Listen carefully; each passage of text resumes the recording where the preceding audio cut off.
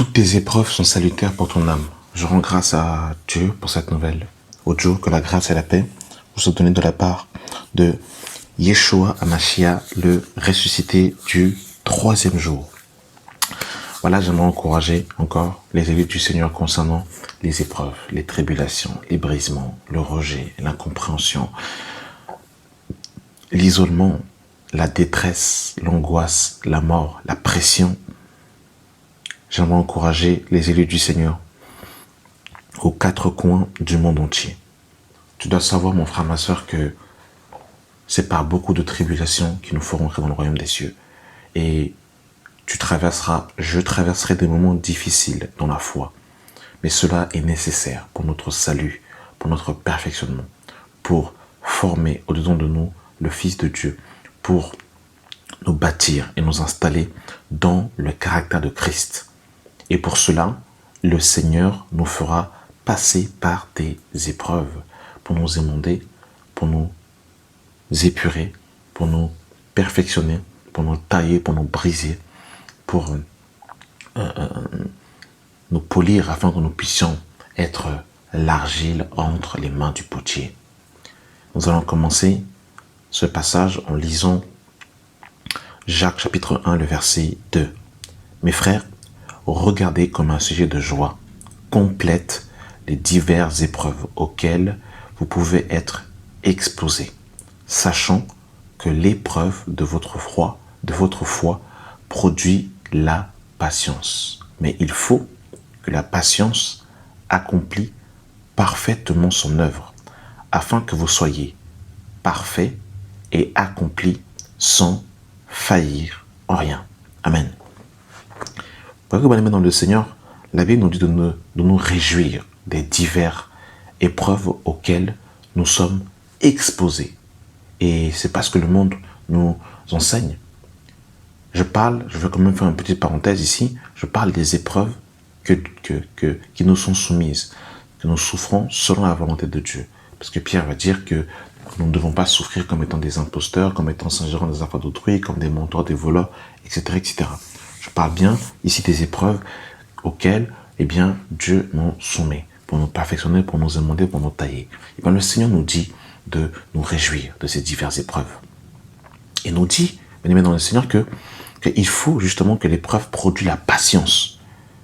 Et que dans cette patience, que ça produise en fait, que ça arrive à l'accomplissement parfait de son œuvre, pour que nous puissions être parfaits sans faillir en rien. Ça veut dire que l'épreuve est nécessaire pour te faire passer un cap. L'épreuve est nécessaire pour te faire changer d'étape, que tu passes du petit enfant aux jeunes gens, au Père, que tu passes de l'enfant à la stature parfaite de Christ. C'est nécessaire pour ton âme, c'est nécessaire pour ta croissance, c'est nécessaire pour ton salut. Tu ne pourras pas rentrer dans le royaume des cieux, mon frère, ma soeur, sans passer par le feu. Comme Shadrach, Meshach et Abednego qui ont été jetés dans la fournaise ardente. Et c'était nécessaire pour leur foi, c'était nécessaire pour leur salut. Il fallait qu'ils passent par là. Il fallait que Daniel soit jeté dans dans la fosse au lion. Il fallait que Jacques, l'un des 12, pas le frère de Jésus, mais Jacques, soit le premier des 12 apôtres persécutés, exécutés. Il fallait que Étienne soit le premier martyr chrétien. Il fallait que Paul, avant sa conversion, Saül, aille justement traquer les chrétiens. Il fallait qu'il passe par là. Il fallait que les Thessaloniciens connaissent les angoisses, connaissent la mort, pour justement qu'ils puissent rentrer dans la gloire, dans la félicité avec Yeshua, le ressuscité du troisième jour. Et tu passeras par des moments difficiles dans ta foi, mon frère, ma soeur. Je tiens à te le dire, et il faut qu'on te le dise, parce que c'est la vérité de l'évangile. Tu passeras par des moments, mon frère, ma soeur, où tu auras des zones d'incompréhension, des zones de blanc. Des fois, c'est comme si tu parleras à Dieu et c'est comme si tu auras l'impression de ne même pas entendre la réponse de Dieu, comme si Dieu t'avait oublié. Plusieurs des prophètes dans la Bible, par moments, disaient, jusqu'à quand ne me répondras-tu pas? Jusqu'à quand resteras-tu dans le silence? Habakkuk était dans ce genre de plainte. comment dire, David, était dans ce genre de questionnement où il avait l'impression qu'il priait mais que Dieu ne l'entendait pas. Tu passerais par des moments difficiles où des fois tu penses que tu étais sur tes acquis et c'est comme si le monde se retournait contre toi. Toutes tes compréhensions bibliques étaient comme devenues floutées et brouillées parce que tu ne comprends plus justement là où Dieu est en train de te mettre. Tu es dans une zone inconfortable, dans une zone où même les chrétiens des fois ne te comprennent pas. Parce que le Seigneur te met là pour t'éprouver. Et regardez, bien aimé dans le Seigneur, on va lire rapidement l'histoire de Job. Bien aimé dans le Seigneur. Job qui a vraiment vécu et subi des difficultés et des zones d'incompréhension. Dans le livre de Job, chapitre 1, le verset 1, il y avait dans le pays d'Uth un homme qui s'appelait Job. Et cet homme était intègre et droit. Il faut bien souligner. Cet homme était intègre et droit. Il craignait Dieu et se détournait du mal. Job n'avait rien fait. Job craignait Dieu et marchait dans la sanctification, dans la crainte de Dieu. Il lui naquit 7 fils et 3 filles. D'accord ? Donc Job avait 10 enfants. Il possédait 7000 brebis, 3000 chameaux, 500 paires de bœufs, 500 ânesses et un très grand nombre de serviteurs. Et cet homme était le plus considéré de tous les fils de l'Orient. On va aller directement au verset 13. Un jour que les fils et les filles de Job mangeaient et buvaient du vin dans la maison de leur frère aîné, il arriva auprès de Job un messager qui dit: les bœufs labourés et les ânesses passèrent à côté d'eux. Des sabins se sont jetés dessus, les ont enlevés et ont passé les serviteurs au fil de l'épée. Je me suis échappé, moi seul, pour t'en apporter la nouvelle. Il parlait encore lorsqu'un autre vint et dit: le feu de Dieu est descendu du ciel et a embrasé les brebis et les serviteurs et les consumeurs. Je me suis échappé, moi seul, pour t'en apporter la nouvelle. Il parlait encore lorsqu'un autre vint et dit: les Chaldéens formèrent en 3 bandes, se sont jetés sur les chameaux, les ont enlevés et ont passé les serviteurs au fil de l'épée. Je me suis échappé, moi seul, pour t'en informer. Il parlait encore lorsqu'un autre vint et dit: tes fils et tes filles mangèrent et buvèrent du vin dans la maison de leur frère aîné. Et voici, un grand vent est venu de l'autre côté du désert et a frappé contre les 4 coins de la maison. Elle s'est écroulée et les jeunes gens, et ils sont morts. Je me suis échappé moi seul pour t'en apporter la nouvelle. Alors Job se leva, déchira son manteau et se rasa la tête, puis se jeta par terre et se prosterna. Et dit: je suis sorti nu du sein de ma mère, et nu je retournerai dans le sein de la terre. L'Éternel a donné, l'Éternel a ôté, que le nom de l'Éternel soit béni. En tout cela, Job ne pécha point et n'attribua rien d'injuste à Dieu. Vous vous rendez compte quand même comment c'est terrible? Imaginez, mes frères et sœurs, nous autres, qui étions à la place de Job. On marche dans la crainte de Dieu, dans la sanctification, dans la perfection. Mais dans tout cela, bien aimé dans le Seigneur, il nous arrive tous ces maux, toutes ces calamités. C'est incompréhensible. On peut retourner la chose dans tous les sens. On dit: qu'est-ce que tu veux m'enseigner, Seigneur? Je te crains. Je marche dans la sanctification, dans la crainte de Dieu. J'ai un bon témoignage des gens du dehors. Mais pourquoi est-ce que je vis tout cela? Job était totalement désemparé. Au point où il va arriver à un niveau où il va maudire le jour où il est mort. Dans Job 3, le verset 1, après cela, Job ouvrit la porte et maudit le jour de sa naissance. Il prit la parole et dit: périt le jour où je suis né, et la nuit qui dit un enfant mâle est concis. Ce jour qu'il se change en ténèbres, que Dieu n'en ait point souci dans le ciel et que la lumière ne rayonne plus sur lui. Le verset 11. Pourquoi ne suis-je pas mort dans le ventre de ma mère?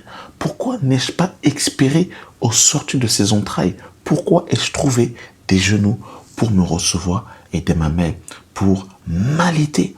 Vous vous rendez compte comment c'est terrible, bien-aimé dans le Seigneur?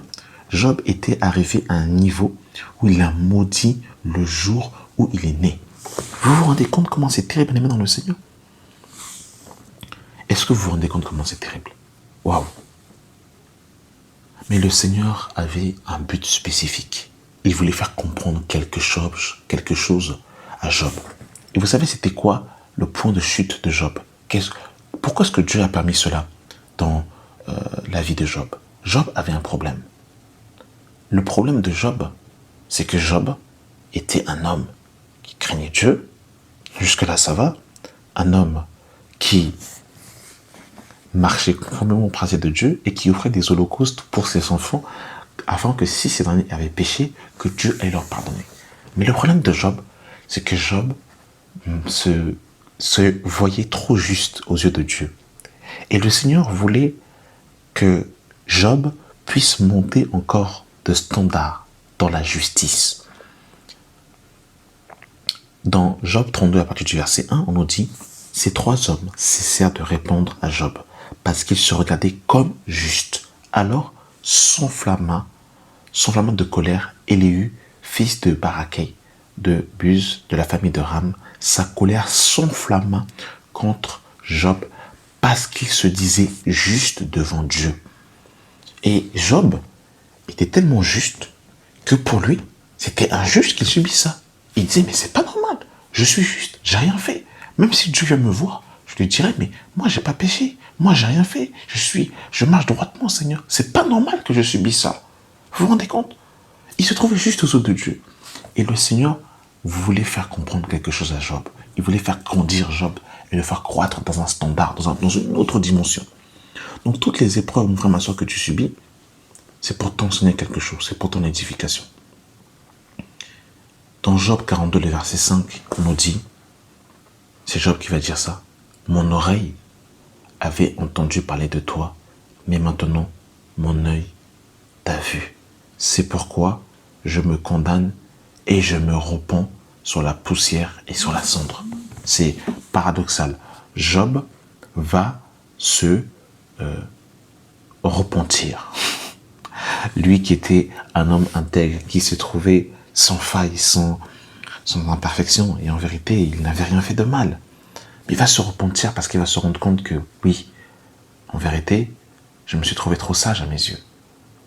Et oui, il pensait qu'avec sa justice, il connaissait Dieu à la perfection, mais il était loin de la connaissance de Dieu.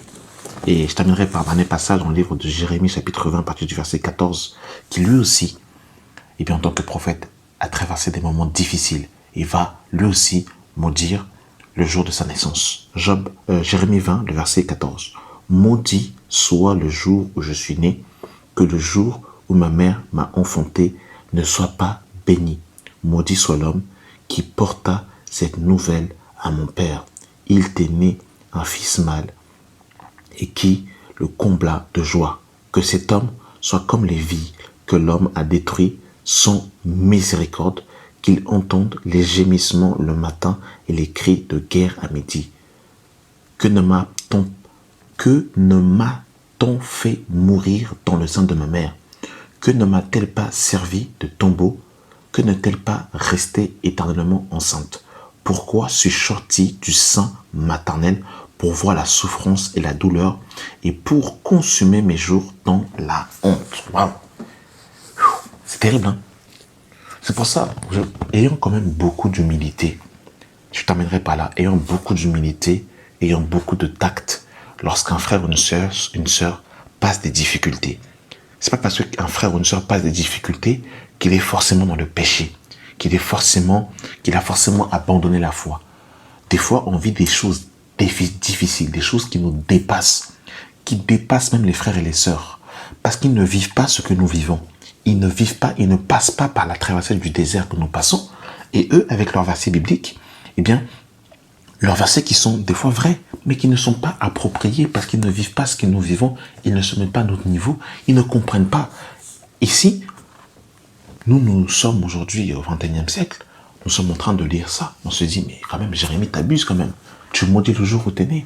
Tu vas loin, franchement, t'abuses. Repends-toi. Job, tu vas trop loin. Arrête quand même, abuse. T'abuses là, Job, dans les déclarations de ta parole. Tu vas trop loin. Mais il faut vivre ce que Job a vécu. Il faut vivre ce que Jérémie a vécu. C'est pour ça qu'ils ont beaucoup d'humilité, ils ont beaucoup de tact, ils ont beaucoup de miséricorde pour pouvoir porter le fardeau des uns des autres. Amen. Voilà. Merci d'avoir pris le temps d'écouter cette audio et que la grâce et la paix soient avec vous au nom de Jésus-Christ. Amen.